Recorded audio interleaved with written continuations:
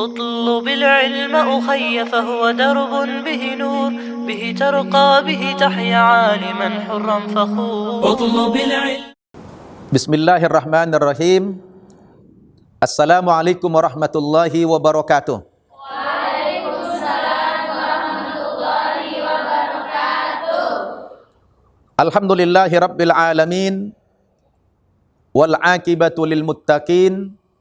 Wala udwana illa 'alal zalimin. Asyhadu an la ilaha illallah wahdahu la syarikalah. Al ilahul haqqul mubin. Wa asyhadu anna Muhammadan abduhu wa rasuluh. Al mab'utsu rahmatan lil alamin. Allahumma salli wa sallim ala sayyidina Muhammadin wa ala alihi wa ashabihi ajma'in. Amma ba'd. Para santriwati Pesantren Mu'allaf An-Naba Center Indonesia, apa kabar antuna semuanya? Alhamdulillah luar biasa, tetap semangat, tetap ceria, lancar setoran, mungkin hafalan, masuk surga sama-sama. Allahu Akbar, Allahu Akbar, Allahu Akbar. Subhanallah, suaranya tetap menggema ya. Walaupun virus corona sedang berjangkit di mana-mana, sepertinya kalian nggak terpengaruh apa-apa ya. Alhamdulillah. Sekarang lagi musim apa? Corona. Ada yang tahu apa itu corona? Virus. Ya. Virus, wabah.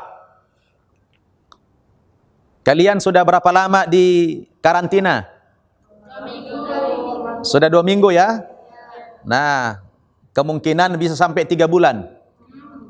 Jadi kalian siap-siap aja. Ya, tidak pergi ke sekolah, tidak kuliah, hanya dikurung di rumah, kira-kira betah enggak? Insyaallah. Nah, kita manfaatkan masa karantina ini dengan banyak belajar Al-Quran, mentadabburi Al-Quran. Yang baru memeluk agama Islam harus target segera bisa membaca Al-Quran, ya. Jadi kita usahakan selama masa karantina ini jangan ada disia-siakan waktunya. Semua kita manfaatkan untuk belajar di dalam pesantren ini. Siap? Baik. Hari ini karena temanya di masyarakat yang paling aktual adalah tentang virus corona, saya ingin mengajak kalian semua sedikit membedah Al-Quran, bagaimana pandangan-pandangan Islam, bagaimana pandangan-pandangan Al-Quran tentang wabah atau virus corona yang sedang menjangkit bukan saja di Indonesia, tapi di seluruh dunia sekarang ini meradang akibat virus corona. Dan ini anak-anak baru pertama sekali dalam hidup saya tidak tahu sebelum-sebelumnya. Ya, baru pertama kali saya mengalami ada karantina, ada lockdown. Ya, di Indonesia bahkan di hampir seluruh dunia melakukan hal yang semacam ini diakibatkan oleh virus corona yang sudah menjalar ke seluruh dunia ini. Jadi ini sangat mengerikan sekali. Nah, oleh karena itu kita harus mengkaji dari aspek agama. Seperti yang kalian tahu bahwa agama Islam ini adalah agama yang sempurna, agama yang paripurna. Kita diberikan oleh Allah kitab suci berupa Al-Quran, betul? Al-Quran ini adalah kitab suci yang paling komplit. Semua persoalan hidup manusia ada jawabannya, ada solusinya, ada jalan keluarnya, ada petunjuknya di dalam Al-Quran ini. Para ulama mengatakan Al-Quranu salihun fi kulli makanin wa zaman. Al-Quran itu tetap soleh, tetap aktual, up to date, kapan saja, di mana saja Al-Quran itu bisa dan relevan. ya, di sepanjang zaman. Jadi setiap ada persoalan, ada masalah, Al-Quran bagaimana merespon itu ada jawabannya. Terkhusus dengan fenomena virus corona yang sedang meradang hari ini, bagaimana Al-Quran menyikapinya. Anak-anakku sekalian, ini virus mengerikan sekali. Ya, ini virus mengerikan sekali. Kenapa? Karena serangannya itu begitu silent, diam. Bukan orang yang kena virus corona langsung terkapar, enggak. Ada interval waktunya menurut para ahli minimal 14 hari. Ya, 14 hari, tapi ada juga yang instan bergantung ketahanan tubuh seseorang, betul? Dan yang paling rentan kena virus ini katanya yang berumur 60 tahun ke atas. Bukan berarti yang di bawah 60 aman-aman saja, enggak. Setiap kita tetap waspada, betul? Yang anak-anak bisa kena juga. Nah, kalau imunitas tubuhnya tidak kuat, betul? Nah, biar kalian tahu, karena di sini tidak ada televisi, mungkin kalian tidak mengupdate berita, ya, karena tidak ada televisi, juga tidak ada bebas kita berikan handphone di sini. Jadi Ustadz ingin memberikan penjelasan kepada kalian apa itu virus corona. Pertama sekali muncul virus ini di Wuhan, di negara Cina, setahun yang lalu, ya, di bulan Februari tahun 2019, setahun yang lalu persis. Nah, karena orang-orang di sana itu tidak mengerti hadis, karena memang mereka komunis, orang yang tidak beragama, tentu orang yang sudah ada virus di negeri itu, mereka masih pergi keluar kemana-mana. Padahal kalau dalam agama Islam, di dalam hadis, kalau di sebuah negara atau di sebuah daerah ada terjangkit virus atau wabah, maka Rasul melarang orang-orang yang dari luar memasuki tempat yang terjangkit virus itu. Dan orang yang sudah di dalam tidak boleh keluar. Betul? Ini hadis riwayat Al-Bukhari. Saya sampaikan mafhumnya saja. Yang kata Nabi, kalau kamu mendengar satu berita bahwa di daerah tertentu ada wabah yang terjangkit, maka kamu tidak boleh masuk ke wilayah itu. Orang yang sudah di dalam tidak boleh keluar, kata Rasulullah. Nah, ternyata akibat orang-orang di Wuhan banyak yang menyebar keluar. Ada yang lari ke Amerika, ada yang lari ke Indonesia, ada yang lari ke Eropa, ke macam-macam. Akhirnya virus ini menyebar ke seluruh dunia. Semua terkena dampak, betul? Nah, kenapa? Karena mereka tidak beriman. Mereka tidak paham hadis. Nah, sekarang Indonesia dan juga negara-negara muslim lainnya melakukan yang namanya lockdown. Lockdown itu apa? Itu dikarantina, dirumahkan, tidak boleh masuk sekolah, tidak boleh ke kantor, tidak boleh berkerumun, tidak boleh berkumpul, termasuk, ya, ada fatwa Majelis Ulama Indonesia dan juga fatwa Majelis Ulama Dunia. Sementara waktu, selagi virus ini belum selesai, ya, ditiadakan solat berjamaah di masjid, diutamakan solat di rumah. Bahkan solat Jumat pun ditiadakan demi menyelamatkan jiwa, sebab virus itu tidak kelihatan, betul? Nah, bagaimana ini semua? Islam melihat karena awalnya virus ini muncul di Wuhan, di Cina, di mana kita tahu beberapa bulan belakangan viral berita di sosmed, di sana ada pembantaian secara massal, Holocaust kepada saudara-saudara kita umat muslim dari suku Uighur, ya, dengan cara-cara yang zalim.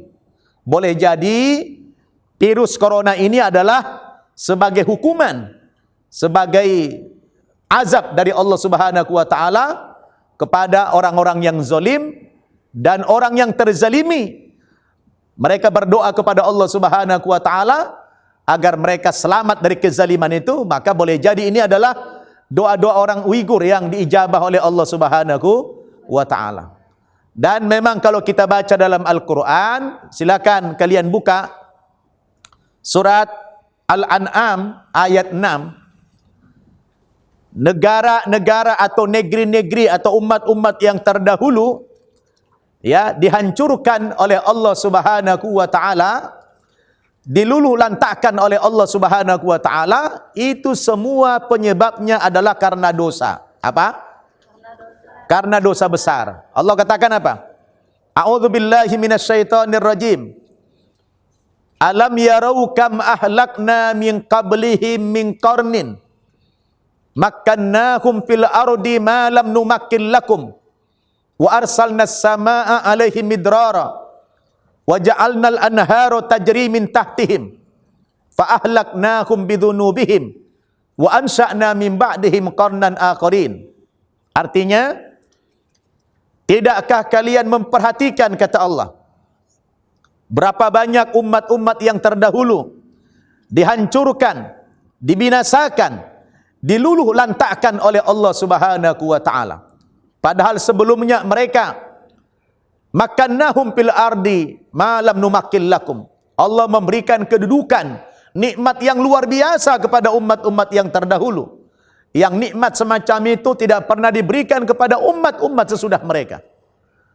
Dan kepada mereka diberikan curah hujan yang lebat dari langit sana, yang dengan hujan itu tanam-tanaman mereka menjadi subur, perekonomian mereka menjadi makmur. Tetapi sayang, kata Allah, mereka ini bermaksiat. Fa ahlaknakum bidhunubihim. Kami binasakan, kami hancurkan mereka disebabkan dosa-dosa besar mereka, kata Allah. Wa ansha'na min ba'dihim qarnan akharin. Dan kami menggantikan mereka dengan umat lain yang lebih baik daripada mereka, kata Allah Subhanahu wa taala.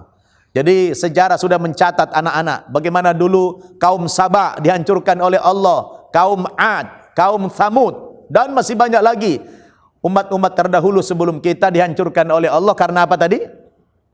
Karena apa? Karena dosa-dosa besar. Jadi dosa-dosa besar itu adalah mengundang azab, mengundang bencana, mengundang virus, mengundang wabah. Inilah yang kita lihat hari ini anak-anak, ya. Kenapa virus itu muncul di Cina? Karena ada rentetan kejadian sebelumnya itu. Ya, umat Islam di sana banyak dibantai. Dan mereka berdoa, orang-orang yang terzalimi, orang-orang yang teraniaya itu berdoa kepada Allah Subhanahu wa taala. Maka Allah tolong mereka, dan sekarang di sana apa? Alhamdulillah masyarakat Uighur tidak ada yang terkena virus ini. Subhanallah. Begitu Allah memperlihatkan kekuasaannya.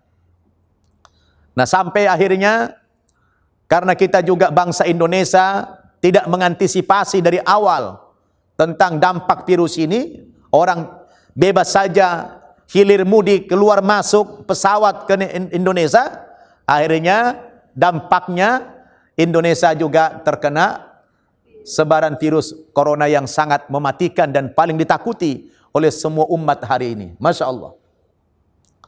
Nah, oleh karena itu sekarang kita sudah mengobati. Apa? Mengobati. Sebetulnya yang paling bagus apa? Preventif. Pencegahan. Betul? Nah, karena sekarang sudah mengobati, ya kita serahkan kepada para medis. Kita serahkan kepada pemerintah. Dan kita sebagai rakyat ini apa? Kita bisa menyelamatkan diri masing-masing dengan dikarantina. Kita dirumahkan dulu semua. Betul? Nah, karena penyebaran virus ini sangat cepat sekali dan mengerikan, ya. Jadi kita harus bersabar sekarang. Kalau ada umat Islam yang terjangkit virus ini kemudian meninggal dunia, insya Allah kalau mereka beriman kepada Allah Subhanahu wa taala akan mendapatkan pahala mati syahid. Apa? Dapat pahala mati syahid. Tetapi sekarang kita mau bicara untuk yang ke depan. Sekarang sudah terjadi, betul? Nah, untuk yang ke depannya, bagaimana Al-Quran memberikan tawaran? Kalau negara itu mau aman, negara itu mau selamat dari berbagai macam ancaman kehancuran, apakah yang namanya virus, apakah yang namanya wabah, apakah yang namanya fitnah, dan lain sebagainya, ini harus kita antisipasi dari sekarang. Betul? Indonesia adalah negara berpenduduk muslim terbesar di dunia. Betul? Nah, wajar sekali kalau kita memberikan semacam tawaran, memberikan solusi kepada bangsa ini, karena kita adalah umat paling besar. Berdasarkan kitab suci kita Al-Quran dan sunnah Rasulullah Sallallahu Alaihi Wasallam, sudah ada petunjuk dalam Al-Quran bagaimana mengantisipasi supaya negara itu bisa aman, bisa selamat dari berbagai kehancuran dan kebinasaannya. Itu ada pedoman dalam Al-Quran. Ya, nah coba kalian buka surat Hud, itu surat ke-11, surat ke-11, itu ada nomornya, surat ke-11, ayat 117.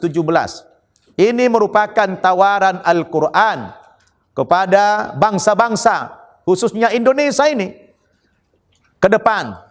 Bagaimana supaya negara kita ini dilindungi oleh Allah Subhanahu wa Ta'ala, diselamatkan oleh Allah dari kehancurannya. Al-Quran telah memberikan petunjuk.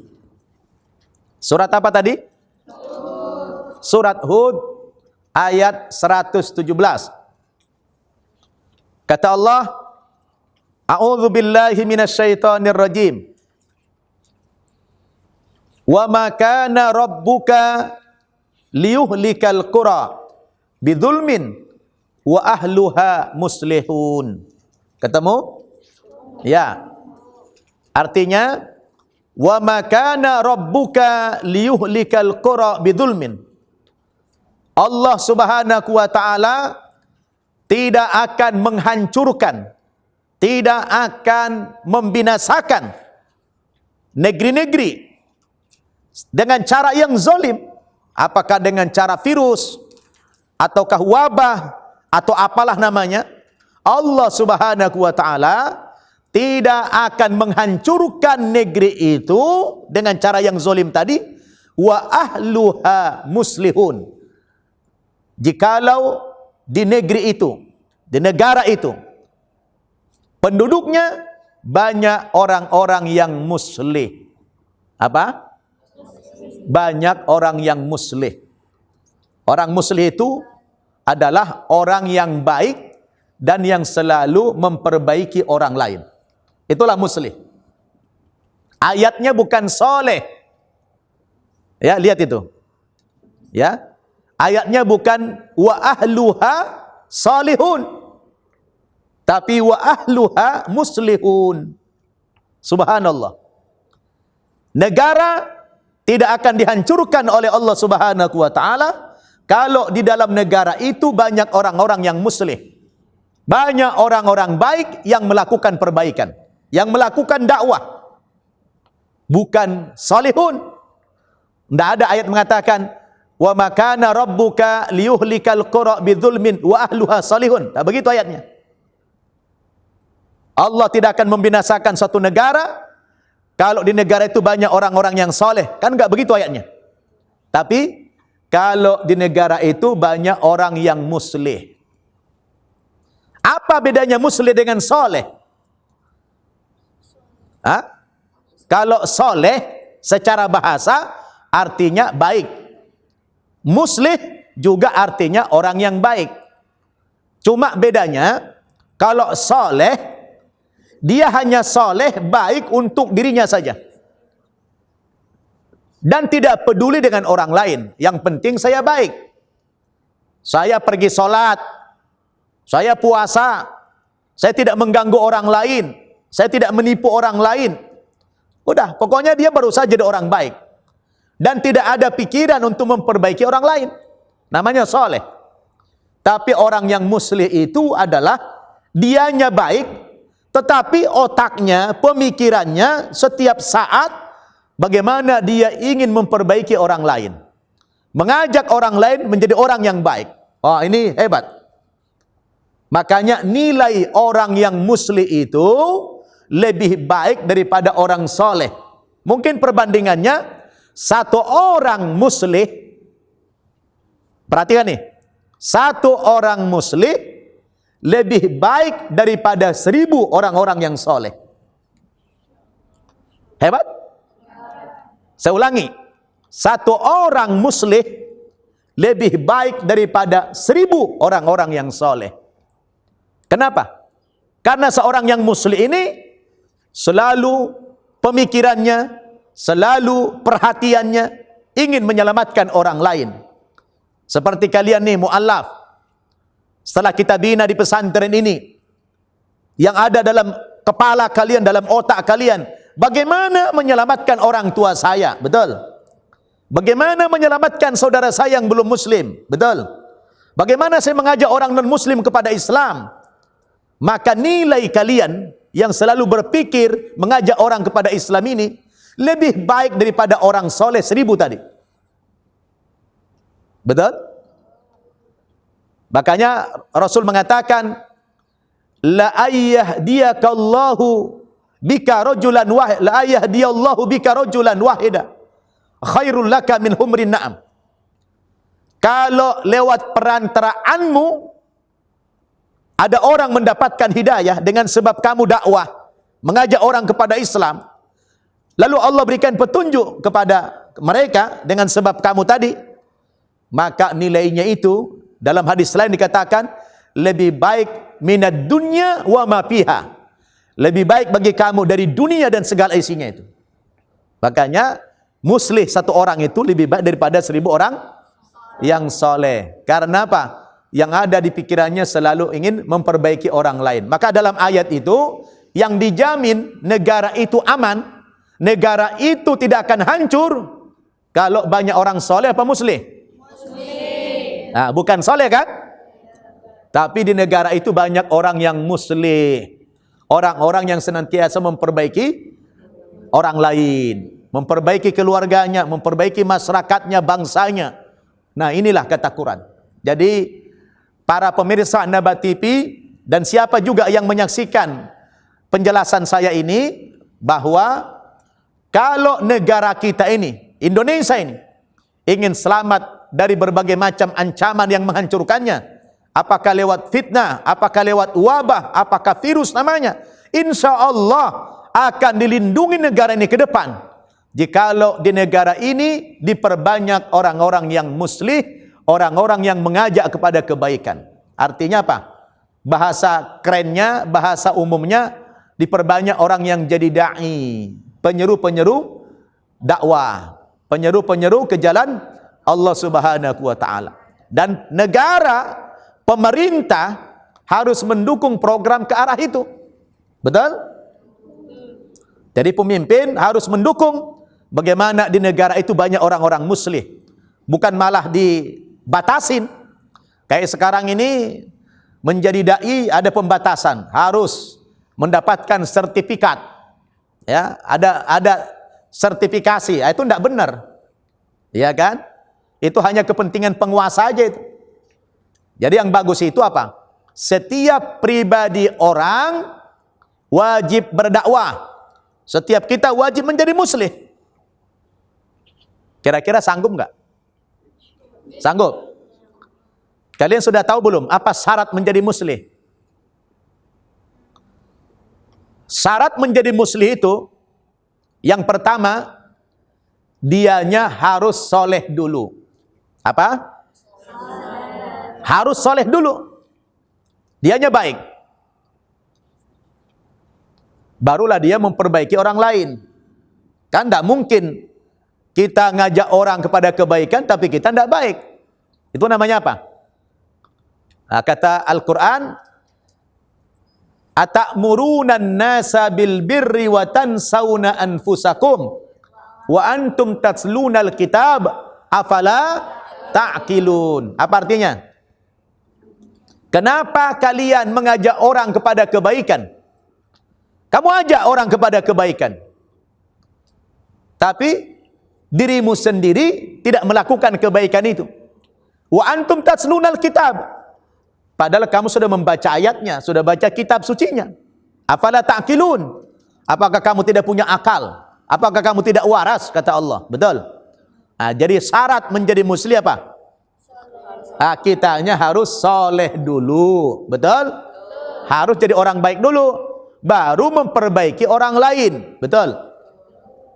Syarat yang kedua, untuk menjadi muslim, tidak mesti keluarga kita harus soleh dulu.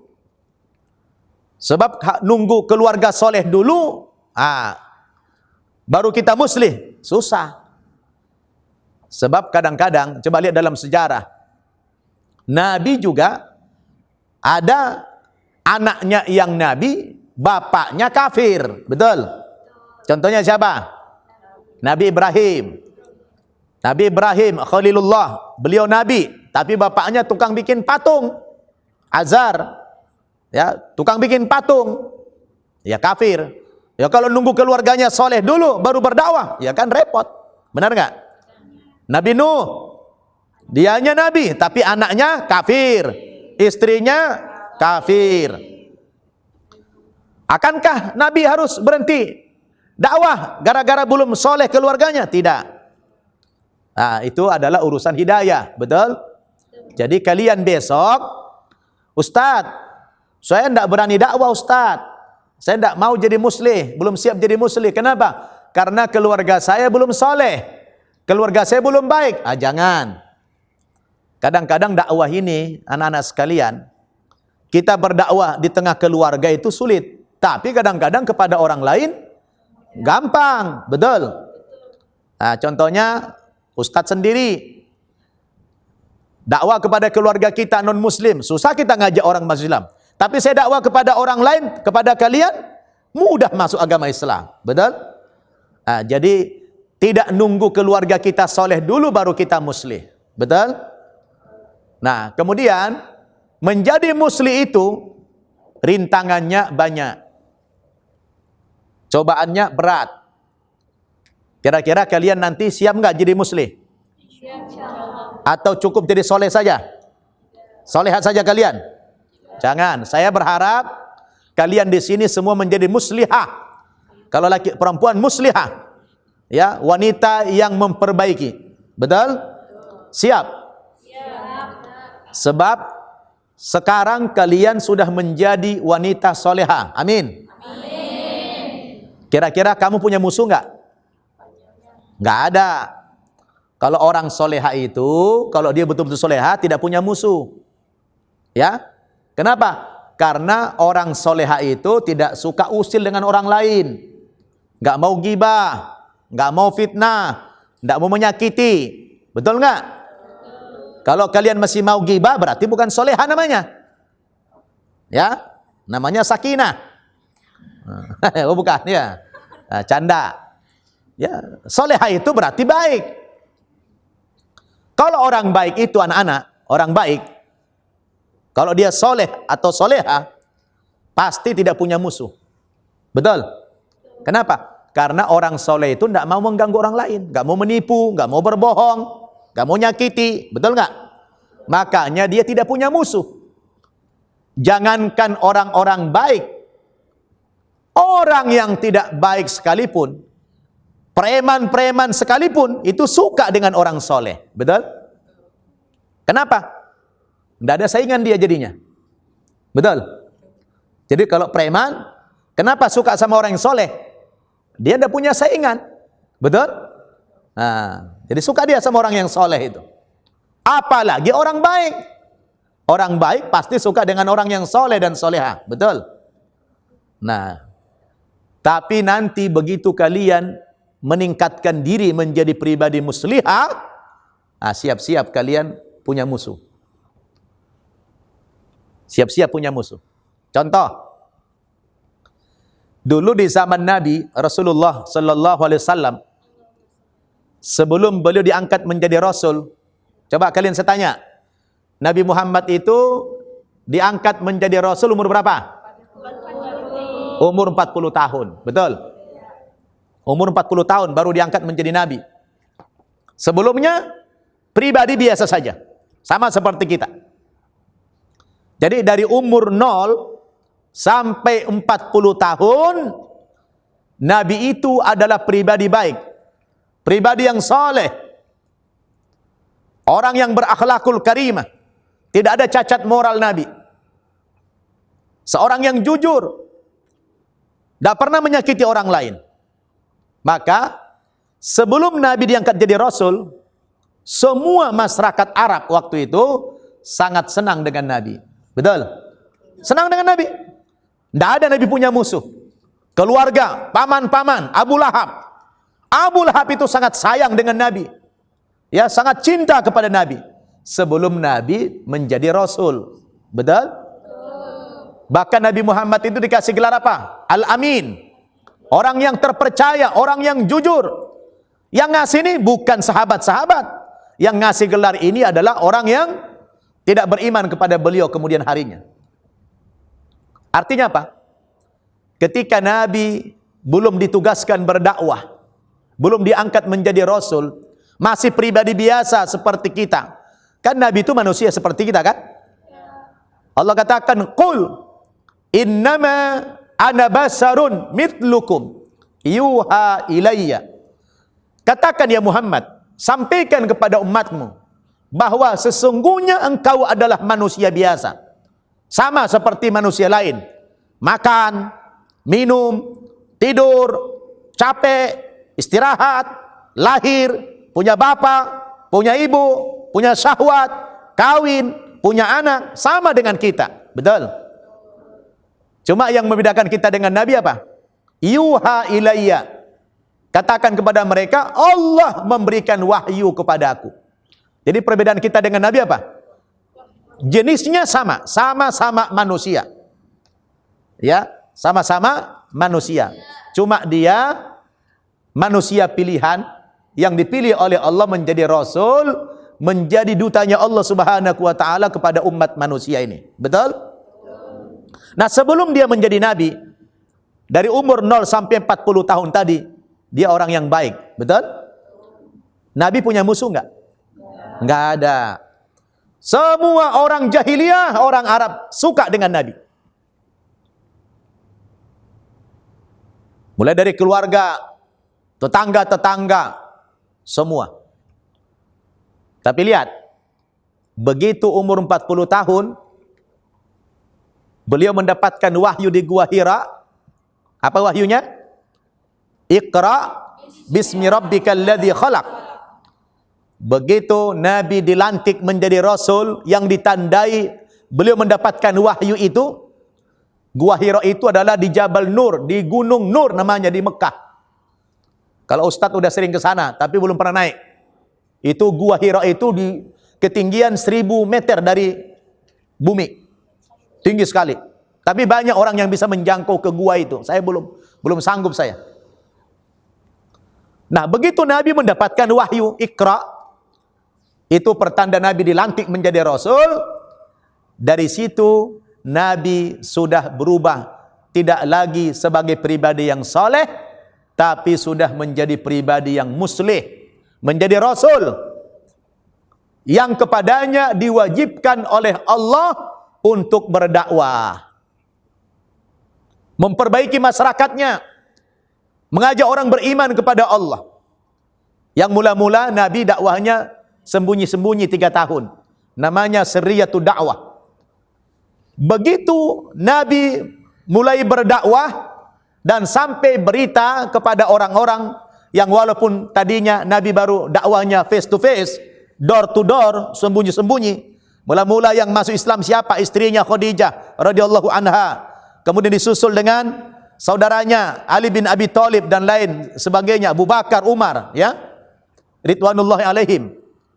Itu lewat face to face dulu, door to door, masih sembunyi-sembunyi selama 3 tahun itu. Tapi sudah ada berita bahwa Nabi Muhammad sallallahu alaihi wasallam sudah menjadi pribadi muslim, pribadi yang Rasul tadi. Orang-orang yang sudah mendengar berita yang kafir tadi mulailah marah, mulailah benci kepada Nabi. Padahal yang tadinya sangat mencintai Nabi, mengagumi Nabi, menyanjung Nabi, tiba-tiba begitu jadi Rasul memusuhi Nabi. Masya Allah. Kenapa? Karena sudah naik kelasnya, bukan lagi pribadi soleh, tapi sudah muslim atau menjadi Rasul tadi. Sudah memperbaiki, sudah berdakwah.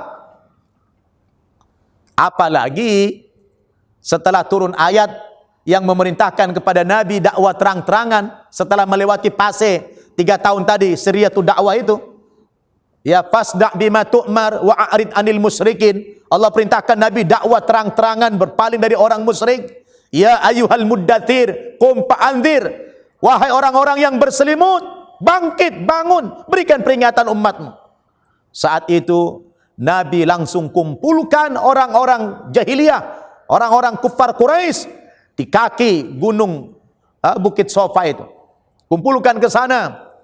Nabi berdakwah, ayuhan nas, kata Rasulullah, ayuhan nas, qulu la ilaha illallah tuflihun. Ucapkan kalian la ilaha illallah, niscaya kalian menjadi orang yang beruntung.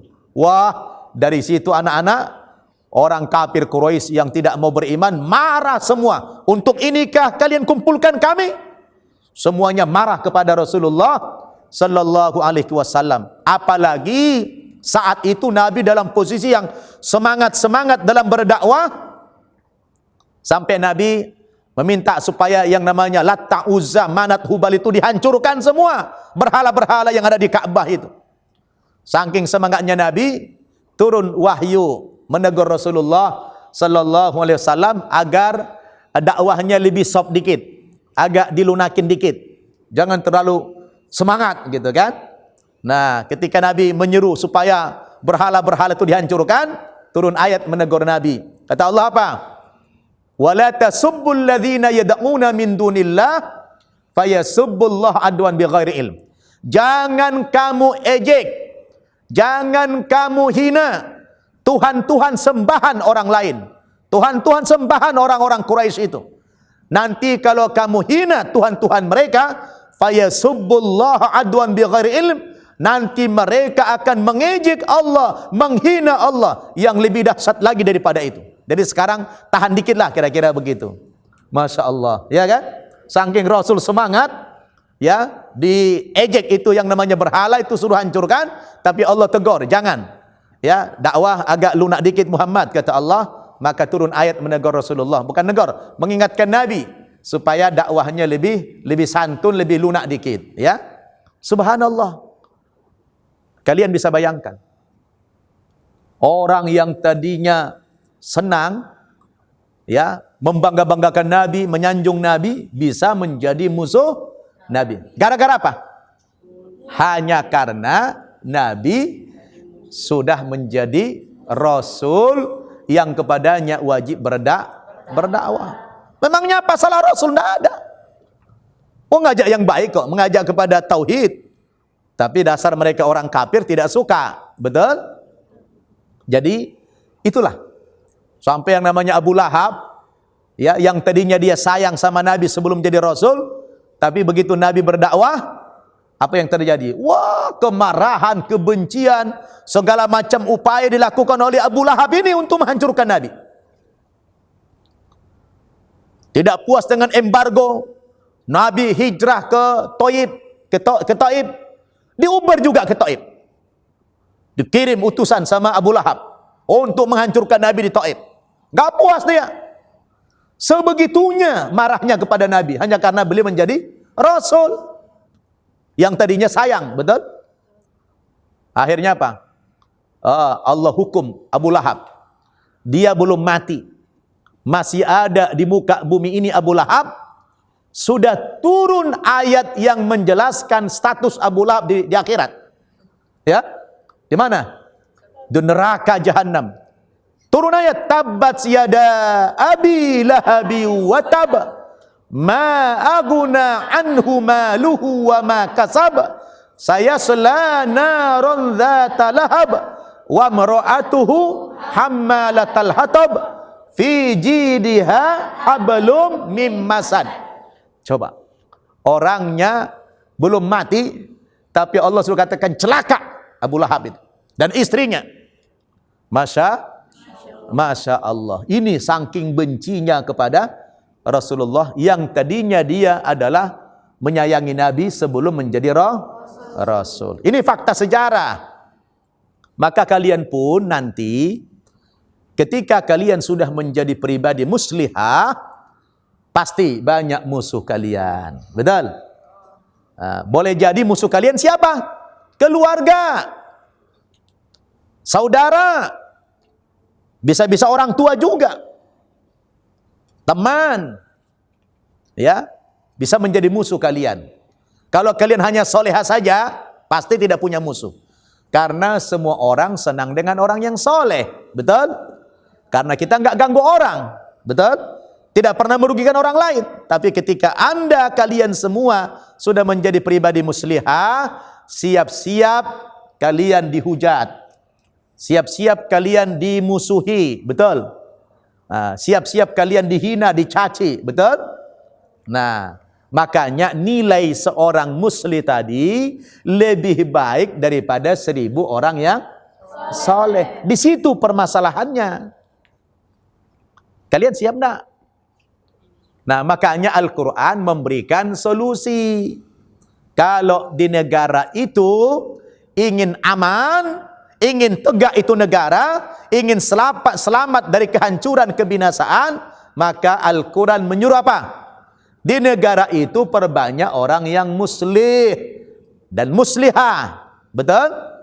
Perbanyak pendakwah-pendakwah. Jangan persulit. Tidak usah pakai sertifikat-sertifikat. Ya, perbanyak orang yang baik dan dukung. Makanya dalam ayat, kalian buka surat Al-Hajj. Surat Al-Hajj ayat 41, surat ke-22. Allah mengatakan, ini adalah bimbingan kepada para penguasa yang muslim. A'udzubillahi minasyaitonirrajim. Alladzina immakannahum fil ardi aqamus salata wa atauz zakata wa amaru bil ma'ruf wa nahaw 'anil munkar walillahi akibatul umur. Ketemu ayatnya ya? Surat ke-22 ayat 41 atau surat Al-Hajj. Alladzina immakannahum fil ardi. Orang-orang yang beriman, orang-orang Islam itu, yang ketika mereka berkuasa di muka bumi ini, Allah takdirkan mereka menjadi pemimpin. Maka mereka, kata Allah, para pemimpin muslim itu, aqamus shalah, mereka harus mendirikan salat, wa atauz zakah, dan mereka membayar zakat, wa amaru bil ma'ruf, mereka harus mengajak orang kepada yang baik, wa nahaw 'anil munkar, dan mencegah orang dari kemungkaran. Jadi kalau pemimpin muslim itu begitu bersikap, dia salat, dia membayar zakat, dia suruh rakyatnya untuk melakukan kebaikan, dan dia cegah rakyatnya dari kemungkaran. Itu solusi. Betul? Ini kadang-kadang aneh kita.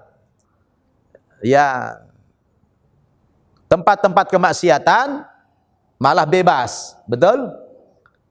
Malah sekarang masjid sepi gara-gara virus corona ini. Kenapa? Semestinya negara dengan adanya virus ini harus menyediakan alat-alat sterilisasi. Orang kalau mau masuk ke masjid, kamu masuk dalam tabung ini dulu. Setiap orang mau masuk ke masjid lewat tabung ini, sterilisasi. Baru nanti pakai sabun sanitizer itu, ke sabun, baru masuk ke dalam masjid. Itu yang benar kalau pemimpinnya bertakwa kepada Allah. Betul? Ini belum apa-apa, lebih mengutamakan pelarangan.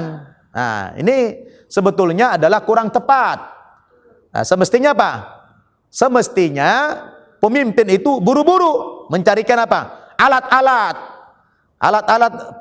sterilisasi tadi, mensterilkan. Jadi kalau orang mau sholat berjamaah ke masjid, melewati ini. Nah, betul? Itu yang benar. Kenapa? Karena negara itu akan kuat kalau di negara itu banyak orang yang beriman, yang bertakwa kepada Allah Subhanahu wa ta'ala. Walaupun sebetulnya dibenarkan kita sholat di rumah, meninggalkan masjid. Tapi itu kan bukan pilihan utama. Yang paling baik tadi apa? Cari dulu alat-alat. Sementara ini mungkin dirumahkan dulu sholatnya. Tapi setelah itu, beli alat-alat yang bisa membuat orang aman ketika masuk ke masjid itu, tidak terkena virus corona ini. Betul? Dan sekarang butuh doa dari orang-orang soleh. Benar nggak? Yang bisa menghilangkan virus ini siapa? Orang-orang yang soleh aja.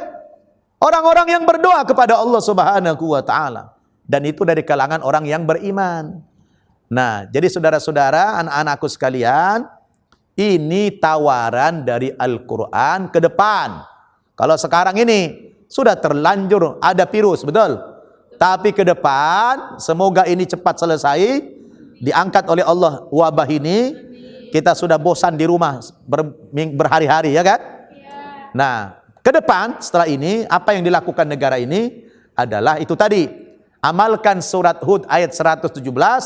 Kalau negara itu ingin selamat dari kebinasaan, dari kehancuran, selamat dari virus tadi, perbanyak di negara itu orang-orang yang muslih, para pendakwa-pendakwa, para penyeru ke jalan Allah Subhanahu wa taala, dan penguasa, para pemimpin harus mendukung. Alladzina immakkannahum fil ardi aqamus salata wa atauz zakah wa amaru bil ma'ruf wa nahaw 'anil munkar walillahi akibatul umur. Inilah jalan keluar yang ditawarkan oleh Al-Quran. Hebat enggak Al-Quran itu? Hebat. Hebat tidak? Hebat. Kalian bersyukur enggak jadi orang Islam? Bersyukur. Alhamdulillah. Bayangkan, tidak ada satu persoalan pun di dunia ini yang tidak ada jalan keluar dari Al-Quran. Semua ada. Tadi apa tadi? Penyebab utama kenapa terjadi virus ini? Karena kezaliman yang luar biasa tadi kan? Penyebabnya dosa-dosa besar. Betul? Surat apa tadi? Al-An'am ayat 6. Ya. Jadi fa'ahlaknahum bidzunubihim. Kami hancurkan umat-umat yang terdahulu disebabkan dosa-dosa besar mereka. Jadi kalau orang sudah melestarikan dosa besar, siap-siaplah diazab oleh Allah Subhanahu wa ta'ala. Dan lihat, tentara yang diutus ini tidak kelihatan. Betul? Tidak kelihatan. Makanya kalian para mu'allaf ini berdoalah kepada Allah Subhanahu wa ta'ala. Kalian insya Allah doanya diijabah oleh Allah. Kenapa? Karena kalian ini masih bersih, belum banyak dosa. Sudah ada dosa sih, sudah ada dosa. Sudah ada dosa belum? Udahlah, masa nggak ada dosa? Waktu syahadat kemarin, ya back to zero, kembali nol. Betul? Tapi kan setelah itu kalian gibah lagi. Ya. Ibarat tadinya kalian ini apa? Tadinya kalian ibarat kertas putih. Begitu kalian syahadat, diibaratkan kertas putih. Betul? Nah, begitu kalian ngomongin orang, di situ mulai ada tulisan. Nah, masih putih enggak? Enggak lagi, ya kan? Tapi dosa kalian tidaklah terlalu banyak. Betul? Kenapa? Karena masih baru kalian memulai dosa itu. Benar? Cuma jangan tumpuk-tumpuk. Nah, begitu kita bikin dosa, kalau dosanya ringan-ringan, kecil-kecil, apa yang kita lakukan? Istighfar. Astaghfirullahal azim, itu minimal. Kalau bisa yang agak panjang, baca doa Sayyidul Istighfar namanya. Apa? Sayyidul Istighfar. Induknya istighfar. Apa itu? Allahumma, ayo. Allahumma anta rabbi. Anta rabbi. La ilaha illa anta. La ilaha illa anta. Khalaqtani. Khalaqtani. Wa ana abduka. Wa ana abduka. Wa ana ala ahdika. Wa ana ala ahdika. Wa wa'dika. Wa wa'dika. Mastata'tu. Mastata'tu. A'udzubika. Min syarri ma sana'tu abu'u laka bi ni'matika alayya wa abu'u bi dhanbi faghfirli fa innahu la yaghfiru dhunuba illa anta. Inilah Sayyidul Istighfar. Panjang ya, induknya istighfar. Jadi kita membaca itu Allahumma anta rabbi, artinya ya Allah, engkaulah Tuhanku. Ada semacam pengakuan, engkaulah Tuhanku. La ilaha illa anta, tidak ada Tuhan lain yang aku sembah kecuali Engkau. Khalaqtani, Engkau telah ciptakan aku. Siapa yang ciptakan kita? Allah. Khalaqtani, Engkau telah ciptakan aku. Wa ana abduka, aku ini adalah hambamu. Ya, saya ini adalah hambamu. Kita bukan siapa-siapa, maka tidak pantas sombong. Betul? Siapapun kalian, apapun jabatan kalian besok, suatu saat nanti, kalian ini adalah hamba Allah yang tidak boleh sombong. Betul? Wa ana abduka wa ana ala ahdika wa wa'dika mastata'tu. Saya akan senantiasa komitmen melaksanakan janji-janjiku dan sumpah-sumpahku kepadamu ya Allah semampuku. Apa dulu janji kita? Ingat tak kalian? Waktu dulu Allah hendak meniupkan ruh ke dalam jasad kita, waktu itu kita berada di dalam perut emaknya. Ingat tak? Kamu dulu masih berada dalam perut emak kalian. Waktu itu umur kalian berapa? 4 bulan. Ya, Allah tanya, ketika Allah akan meniupkan ruh ke dalam jasad, "Hai ruh, alastu bi rabbikum? Bukankah aku ini Tuhan kamu?" Semua ruh menjawab, "Qalu bala syahidna." Benar ya Rabb, Engkau adalah Tuhan kami. Kami bersaksi dalam hal itu. Engkau Tuhan kami. Ini janji kita dulu. Maka sekarang begitu manusia lahir, besar, banyak yang lupa dengan janjinya. Tuhannya bukan lagi Allah. Betul? Tuhannya syaitan. Ya, kadang-kadang ada orang Islam lagi salat, waktu begitu takbir Allahu Akbar, dia baca iftitah, janji dia kepada Allah. Apa dia bilang? Inna salati wa nusuki wa mahyaya wa mamati lillahi rabbil alamin. Seakan-akan dia istiqamah dalam janji itu. Dia bilang, sesungguhnya salatku, ibadahku, hidupku, matiku hanya untuk Allah Subhanahu wa taala. Tapi begitu di luar salat, bukan lagi inna salati, berubah menjadi apa? Inna Suzuki wa Kawasaki wa Toyota wa Honda wa Yamaha wa Kuota wa macam-macam itu. Sekarang ada tambah lagi, ada namanya kuota. Nah, kuota jadi Tuhan sekarang. Nah, makanya kita baca Sayyidul Istighfar. Kita mengatakan, saya akan komitmen dengan janji saya, yaitu mempertuhankan Engkau ya Allah. Abu ulaka bi ni'matika alayya. Ya, apa artinya itu? Aku mengakui bahwa ini semua adalah nikmat yang Kau berikan kepada aku, anugerahmu ya Allah. Yang aku miliki saat ini adalah bukan milikku yang mutlak, ini adalah anugerah dari Engkau ya Allah. Maka kita mengakui itu, betul? Wa abu bi dzambi, dan saya juga mengakui segala dosa-dosaku ya Allah. Faghfirli, maka ampunilah dosa-dosaku. Fa innahu la yaghfiru dzunuba illa anta, karena sesungguhnya tidak ada yang bisa mengampuni dosa kecuali hanya Engkau ya Allah. Itulah namanya Sayyidul Istighfar, induknya istighfar. Udah hafal? Nah, itu adalah kalau kita melakukan dosa. Ala kulli hal, sekali lagi, kehancuran umat-umat terdahulu penyebabnya apa tadi? Dosa-dosa besar. Maka kalau negara ini mau selamat, mau aman, maka kita perbanyak orang yang amar ma'ruf nahi mungkar. Betul? Perbanyak orang-orang muslih yang selalu ingin memperbaiki masyarakatnya, dan negara harus melindungi, mendukung para pendakwah-pendakwah di jalan Allah Subhanahu wa taala. Ini saja kajian kita pada sore hari ini terkait dengan ancaman virus corona yang sangat membahayakan ini. Kita coba mengkaji dari perspektif Islam, terutama dari Al-Quran dan Sunnah. Ternyata karena sekarang kita sudah mengobati, sebenarnya yang paling bagus apa? Preventif, mencegah, betul? Sekarang kita sudah mengobati nih, ya. Tapi kita bicara yang ke depan, jangan sampai terulang lagi, jangan sampai hancur. Ini sekarang bayangkan, ekonomi kita sekarang morat-marit, betul? Ini negara sudah berada dalam kebangkrutan nanti. Kalau sempat 3 bulan orang dirumahkan, Masya Allah. Kalau cuma 1-2 orang yang dirumahkan, aman. Ini 275 juta Bayangkan, makannya dari mana? Ngeri tidak? Ngeri kan? Maka kalian, ayo berdoa kepada Allah dan kepada pemimpin kita serukan supaya mengamalkan ayat yang tadi, surat Hud ayat 117 itu.